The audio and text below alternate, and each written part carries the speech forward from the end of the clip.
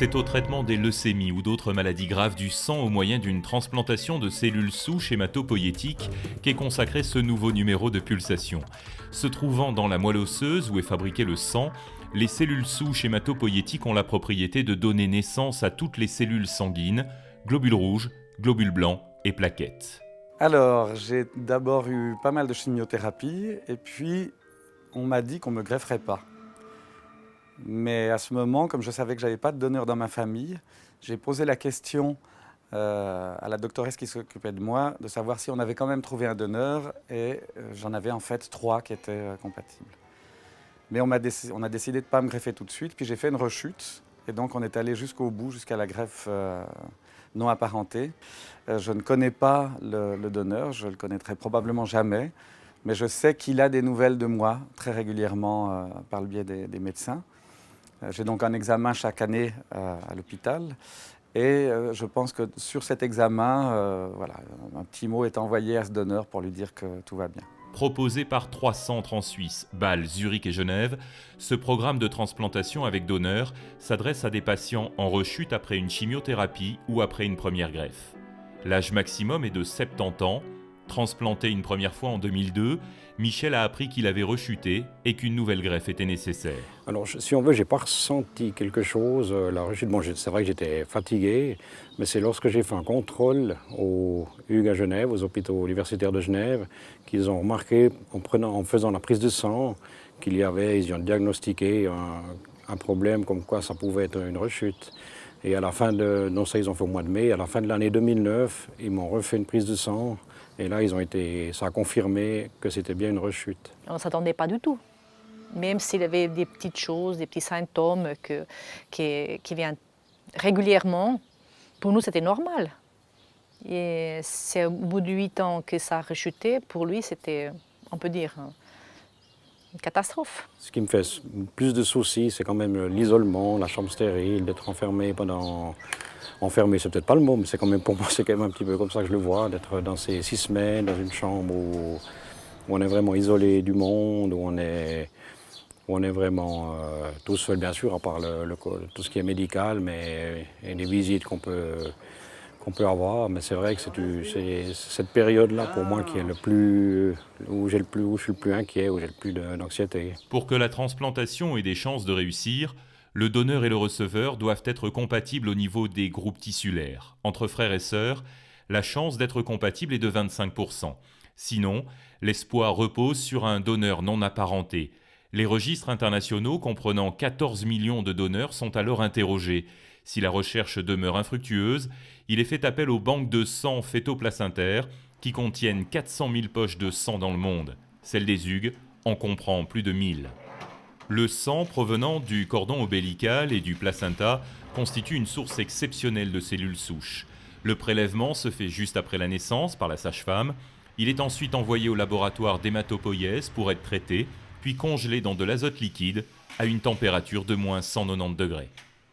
Lorraine et Paolo ont accepté le prélèvement du sang de cordon de leur enfant à naître. Écoutez, dans un premier temps, j'ai moi-même été transfusée à la naissance, ce qui m'a permis de vivre par un don d'origine inconnue. Donc déjà, c'est une de mes premières motivations. Et puis la deuxième chose, c'est que ça me permet simplement d'aider quelqu'un de manière tout à fait gratuite lors d'un acte qui se fait juste après l'accouchement et pour lequel je ne sentirai absolument rien, ni le bébé. Notre enfant a donc bénéficié d'une procréation médicalement assistée. Ça nous semblait tout à fait logique d'aider la science à notre niveau. Et puis deuxième élément aussi pour moi, c'est important, c'est que je suis moi-même donneur de sang. Et c'est une suite tout à fait logique que de poursuivre en fait cette démarche dans ce sens-là. La source la plus souvent utilisée reste toutefois les cellules souches du sang, dites périphériques. Dans ce cas, le donneur reçoit un facteur de croissance qui fait migrer les cellules souches de la moelle osseuse dans le sang périphérique, d'où leur nom. C'est au centre de transfusion sanguine que les précieuses cellules sont prélevées. Au maximum 72 heures peuvent s'écouler entre le prélèvement et la transplantation. Michel entre aujourd'hui aux Hugues à l'unité 5FL. En regardant comme ça la chambre, c'est beaucoup de mauvais souvenirs, d'anciens souvenirs, mais surtout beaucoup d'émotions. Je suis un peu Vraiment, j'ai un peu les jambes là, qui sont... C'est vraiment, quand je vois... Je me dis que ça ne va pas être évident, que ça ne va pas être facile. Le processus de transplantation va durer 6 semaines. Tout commence par un bilan pré-greffe afin d'exclure d'autres pathologies et d'avoir une base de référence en cas d'éventuelles complications. Place ensuite à une chimiothérapie et à une radiothérapie du corps entier. Objectif : préparer l'organisme de Michel à la transplantation en détruisant les cellules malignes et en empêchant le système immunitaire de rejeter le greffon. Ce traitement, il va agir d'un premier temps sur la moelle en détruisant les cellules tumorales, mais il va aussi détruire les cellules normales de la moelle qui sont les précurseurs des globules blancs nécessaires à la défense contre les infections, les globules rouges nécessaires à l'oxygénation des tissus et les plaquettes nécessaires à la coagulation. Par ailleurs, il est non spécifique, il va détruire d'autres cellules en division dans d'autres tissus, par exemple au niveau de la bouche, on peut avoir des inflammations, au niveau de l'intestin, on peut avoir des diarrhées, des douleurs abdominales, on peut avoir une perte de cheveux, donc toutes sortes d'organes peuvent être aussi endommagés de manière non spécifique. Ah, c'est comme être chef d'orchestre avec ces perfusions. Hein. Ouais. Celui-là, les moderato. Celui-là, con alegria. Et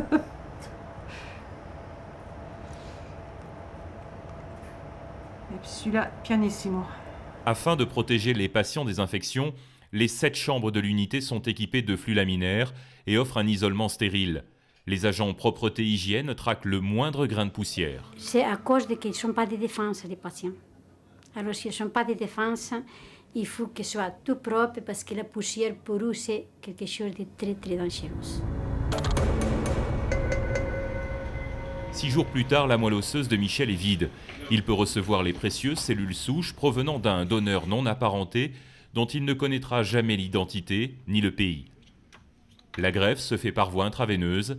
La procédure va prendre 3 heures. En fait, la transplantation est une transfusion de cellules souches hématopoïétiques qui vont aller se loger dans la moelle du patient grâce à des récepteurs qui leur permettent de retrouver leur niche.